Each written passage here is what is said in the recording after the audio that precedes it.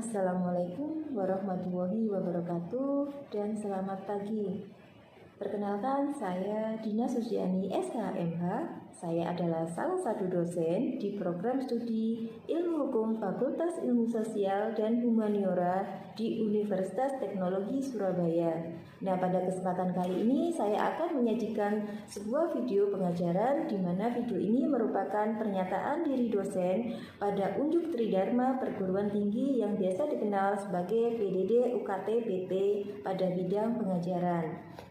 Nah, mata kuliah yang saya bawakan adalah Hukum Pemerintahan Daerah, di mana mata kuliah ini merupakan mata kuliah kepakaran saya, dan beberapa semester ini saya adalah penanggung jawab dari mata kuliah ini. Mata kuliah ini terdiri dari 16 kali pertemuan, 2 diantaranya adalah UTS dan UAS, dan 14 kali pertemuan lainnya adalah proses dari perkuliahan. Mata kuliah ini merupakan mata kuliah yang sifatnya wajib dengan bobot SKS 2.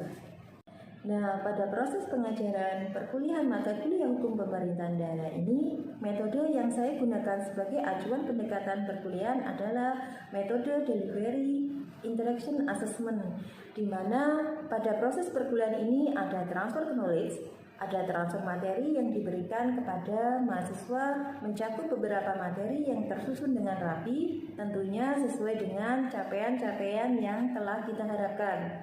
Yang di dalamnya ada proses interaksi, saya selaku dosen dengan mahasiswa dan mahasiswa dengan mahasiswa.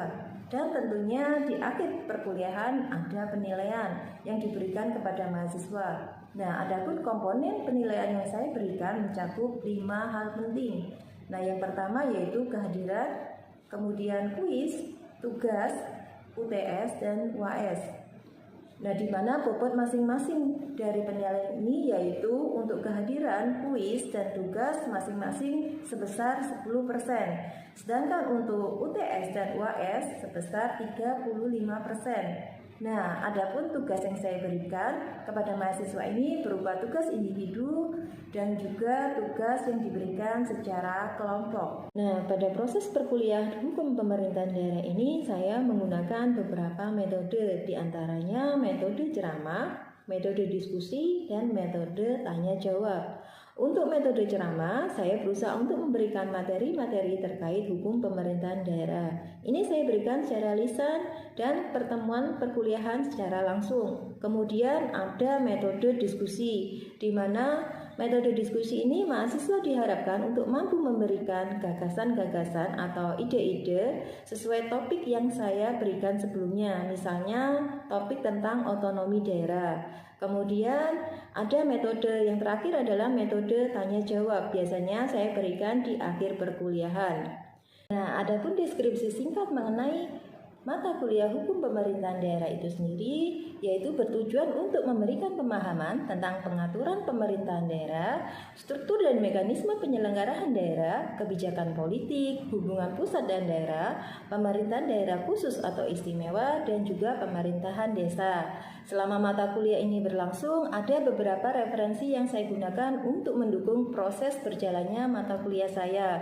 Referensi yang pertama adalah buku hasil publikasi saya sendiri yang berjudul Hukum Pemerintahan Daerah, Pengantar Hukum Administrasi Negara, Buku Ajar Hukum Administrasi Negara, Hukum Tata Negara, Hukum Perundang-undangan Jilid 1 dan Hukum Perundang-undangan Jilid 2. Dan juga saya menggunakan beberapa referensi dari penulis lain, diantaranya Bagir Manan, Menyongsong Fajar Otonomi Daerah, dan dari penulis Profesor Jimli Asidiki, Pokok-pokok Hukum Tata Negara Indonesia Pasca Reformasi.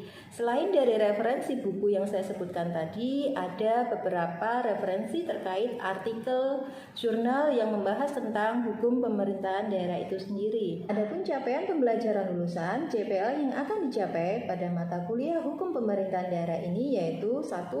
Mampu menguasai konsep atau teori hukum secara umum. 2. Mampu menerapkan dan memanfaatkan hukum dalam menyelesaikan masalah hukum serta mampu beradaptasi terhadap situasi yang dihadapi. Yang 3, bertanggung jawab pada pekerjaan sendiri dan dapat diberi tanggung jawab atas pencapaian hasil organisasi. Yang 4, mampu mengkomunikasikan ilmu dan produk hukum baik secara tertulis maupun lisan. Yang kelima, mampu berinteraksi dengan lingkungan budaya yang berbeda dan tantangan global secara arif. Sedangkan untuk capaian pembelajaran mata kuliah atau CPMK, beberapa di antaranya yaitu 1. Mampu menjelaskan tentang pemerintahan daerah dan ruang lingkupnya. 2. Mampu menjelaskan tentang pengertian negara, pemerintahan, dan kekuasaan pemerintah. Yang ketiga, mampu menjelaskan tentang pembagian urusan kekuasaan dalam pemerintahan daerah. Demikianlah deskripsi dari mata kuliah Hukum Pemerintahan Daerah. Nah, untuk melihat secara langsung bagaimana proses perkuliahan mata kuliah Hukum Pemerintahan Daerah ini, kita akan berinteraksi secara langsung dengan mahasiswa dengan membahas materi mengenai otonomi daerah di pertemuan ke-9. Assalamualaikum warahmatullahi wabarakatuh. Terima kasih sudah hadir di perkuliahan kita di sesi ke-9. Melanjutkan di sesi kemarin, karena sesi kemarin sudah dikenalkan tidak UTS ya, ujian tengah semester atau middle test. Sekarang kita masuk di bab baru di pertemuan ke-9, yaitu tentang otonomi daerah. Di sini saya akan menjelaskan tentang otonomi daerah. Sebelumnya saya menjelaskan tentang RPS-nya, rencana pembelajaran semesternya, yaitu tentang mahasiswa memahami format otonomi. Kemudian mahasiswa memahami topik yang dibicarakan dan dapat menjelaskan format otonomi tersebut. Kemudian bentuk dan metode pembelajarannya ceramah seperti biasa dan diskusi. Dan dilanjut dengan penilaiannya, mahasiswa itu mampu menyelesaikan studi kasus. Ini dari rencana pembelajaran semester di pertemuan ke-9 kita, yaitu tentang otonomi daerah. Kemudian kita lanjut langsung di topik kita pada hari ini, yaitu sebentar ya.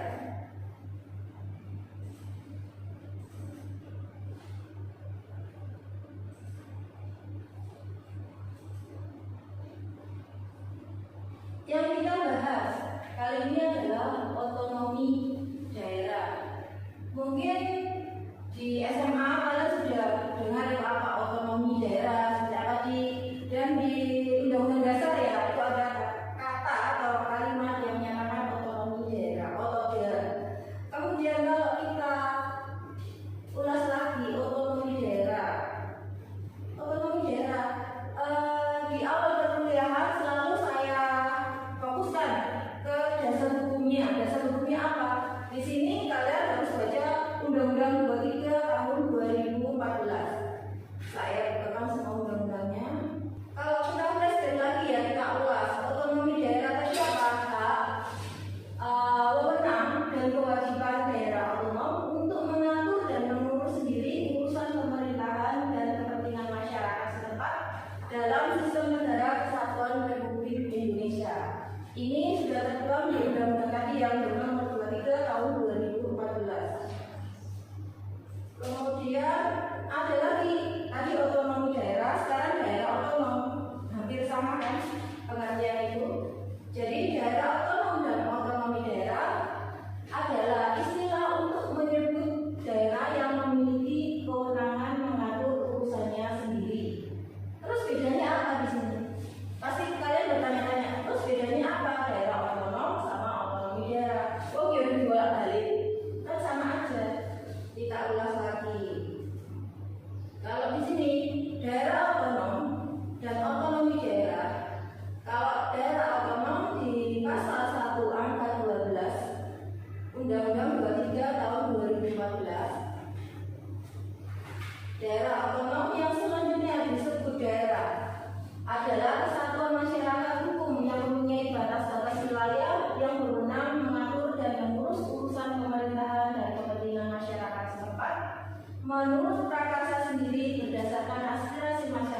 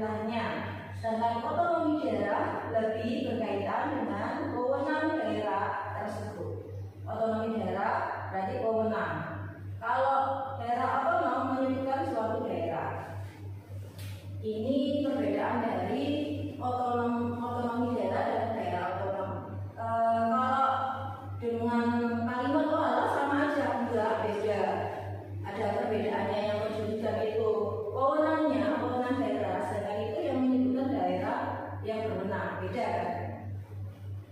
Terus kita lanjut. Di sini pengertian daerah, otonomi daerah menurut undang-undang dan para ahli. Jadi di sini Undang-Undang Republik Indonesia Nomor 5 Tahun 1974 menetapkan otonomi daerah sebagai hak, wewenang, kewajiban daerah untuk mengatur dan mengawasi masyarakatnya sendiri sesuai dengan peraturan perundang-undangan yang berlaku. Sedangkan di sini di Undang-Undang Nomor 22 Tahun 1999 sebagai kewenangan daerah otonom untuk mengatur dan mengurus kepentingan masyarakat setempat sesuai dengan peraturan perundang-undangan. Kemudian kalau di Undang-Undang 32 Tahun 2004 dan Undang-Undang Nomor 23 Tahun 2014 yang tadi kita ulas sekilas ya, itu tentang pemerintahan daerah mendefinisikan otonomi daerah sebagai wewenang dan kewajiban daerah otonom untuk mengatur dan mengurus sendiri urusan pemerintahan dan kepentingan masyarakat lokal sesuai dengan peraturan perundang-undangan. Ini berbagai undang-undang yang mendasari dari otonomi daerah yang kita kaji di buku pemerintahan daerah yang kita pelajari di semester 6 ini. Kemudian lanjut kita ganti slide. Kalau ini pengertian tentang otonomi daerah menurut undang-undang dan para ahli ya, menurut Bayu Suryaningrat mendefinisikan otonomi daerah sebagai kemampuan untuk mengelola dan mengawasi rumah tangga daerah. Sedangkan menurut Husin menggambarkan otonomi daerah sebagai pemerintahan yang dilakukan oleh rakyat di bagian wilayah nasional suatu negara melalui lembaga pemerintahan yang secara formal berbeda dari pemerintahan pusat. Kemudian kalau menurut Amran Muslimin berpendapat bahwa otonomi berarti berpemerintahan sendiri berdasarkan paham catur praja yang terdiri dari fungsi membentuk perundangan, pelaksanaan, kepolisian, dan peradilan. Pemerintah otonom melakukan keempat tugas, ini empat tugas ini, untuk menyelenggarakan kesejahteraan masyarakat di daerah yang pemerintah pusat tidak dapat. Jadi ini fungsinya membentuk perundang-undangan, pelaksanaan, kepolisian, dan peradilan. Empat tugas pokok di sini. Ini menurut otonomi daerah menurut para ahli. Lanjut kita ulas lagi. Tujuan otonomi daerah yaitu ada kesetaraan politik, politik equality, kemudian tanggung jawab daerah, local accountability, dan kesadaran daerah, local responsibility. Ada 3 dari tujuan otonomi daerah. Kalau kita lanjut lagi di asas-asasnya.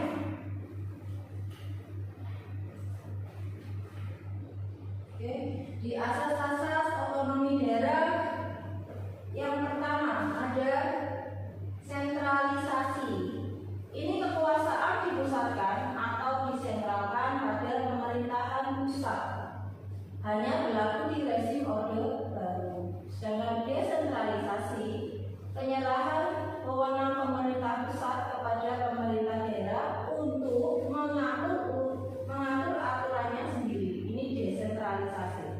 Kemudian beda lagi dengan dekonsentrasi dan tugas pembantuan. Di sini pelimpahan wewenang oleh pemerintah pusat kepada gubernur sebagai wakil pemerintah pusat.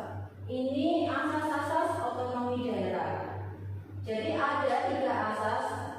Asas utama dalam melandasi adanya otonomi daerah. Penyelenggaraannya ada 3 asas, yaitu sentralisasi, desentralisasi, dekonsentrasi, dan tugas pembantuan. Kemudian lanjut kita di slide berikutnya. Di sini dasar hukum yang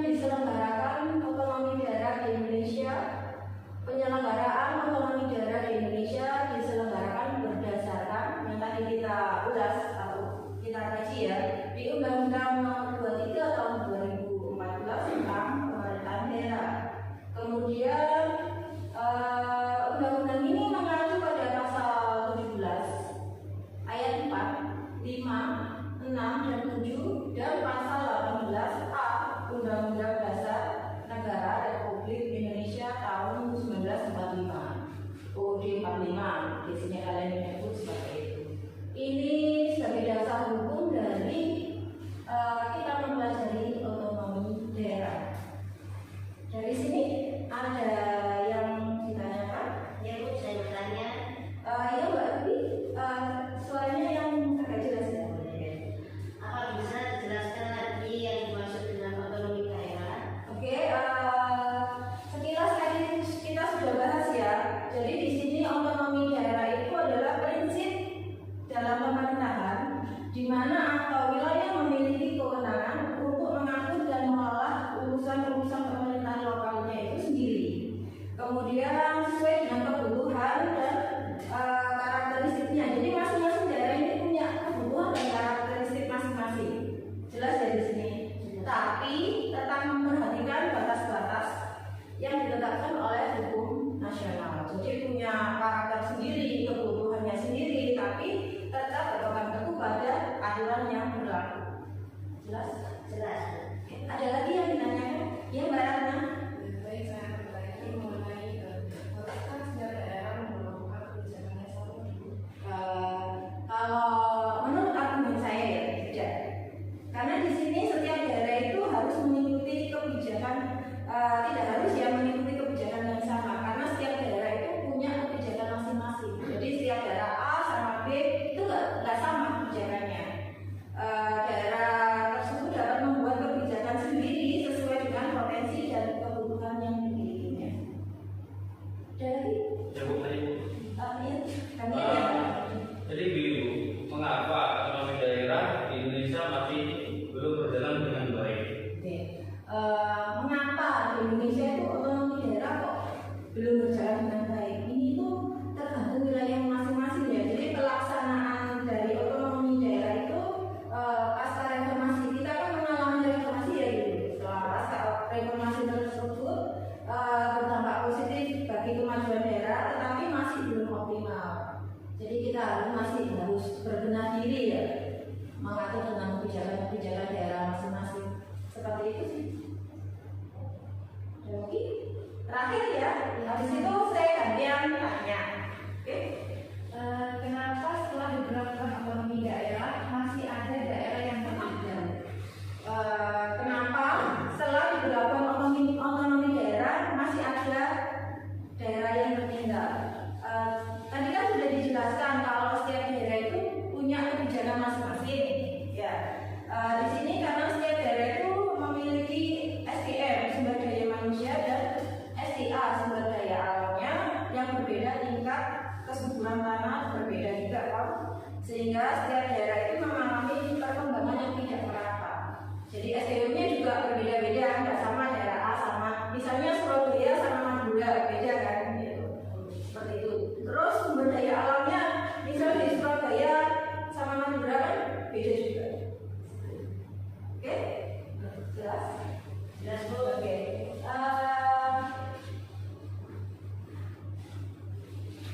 Saya lanjut ya. Saya kasih pertanyaan gantian yang tanya.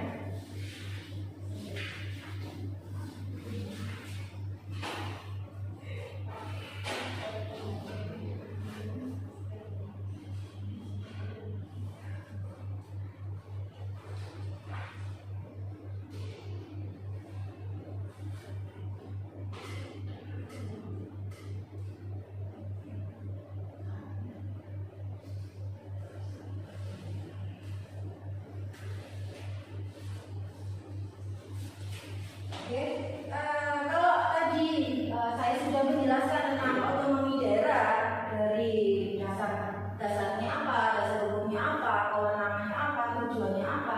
Kalau di sini kalian sudah bertanya, kita berdiskusi ya, nggak apa-apa ya kita berdiskusi. Saya gantian saya yang tanya ya. Di sini kalau tadi kita ulas ya, itu ada nggak yang bisa mengulas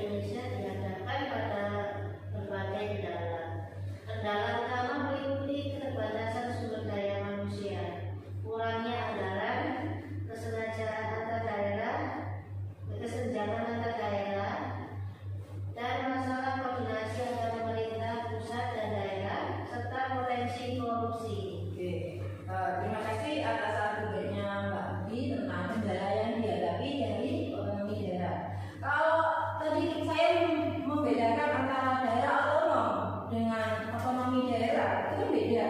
Ya. Sekarang kalau bedanya dengan negara dan masyarakat otonom, ada yang bisa? Ya, Andreas? Jadi gini Bu, untuk daerah otonom berbeda dari konstitusi lain dari suatu federasi. Misalnya negara yang bagian atau provinsi, karena mereka memiliki kekuasaan lebih untuk situasi tertentu. Biasanya daerah otonom berbeda secara geografis dari bagian negara bagian lainnya atau dihuni oleh minoritas nasional yang dapat menjalankan pemerintahan sendiri. Oke. Ini bedanya antara negara dan masyarakat otonom. Kalau tadi kita bedain antara, saya ulang lagi biar kalian juga paham ya bedanya. Daerah otonom tadi kan negara ya, negara dan masyarakat otonom. Sekarang kita balik lagi ke daerah otonom sama otonomi daerah. Saya jelaskan lagi di pasal 1 angka 12 ini yang membedakan.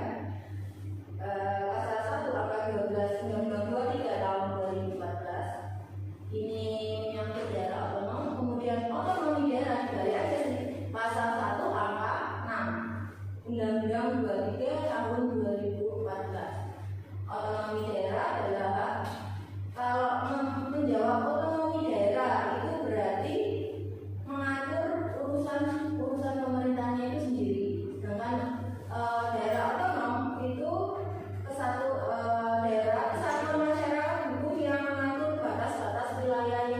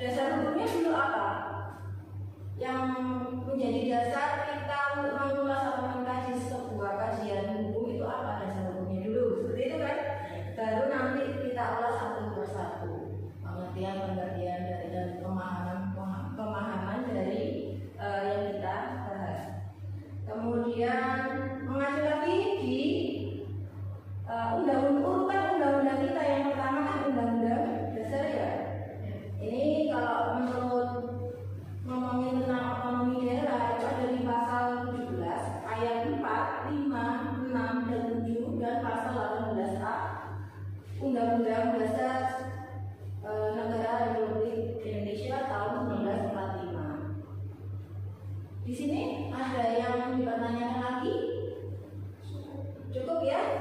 Mungkin itu dulu perkuliahan kita hari ini. Saya akhiri. Untuk tugasnya silakan kalian berdiskusi kelompok seperti biasa dan dipresentasikan di minggu depan. Seperti itu biasanya kalian bentuk kelompok kalian, diskusikan topik tentang otonomi daerah. Nanti kalian bisa presentasikan di pertemuan berikutnya bersama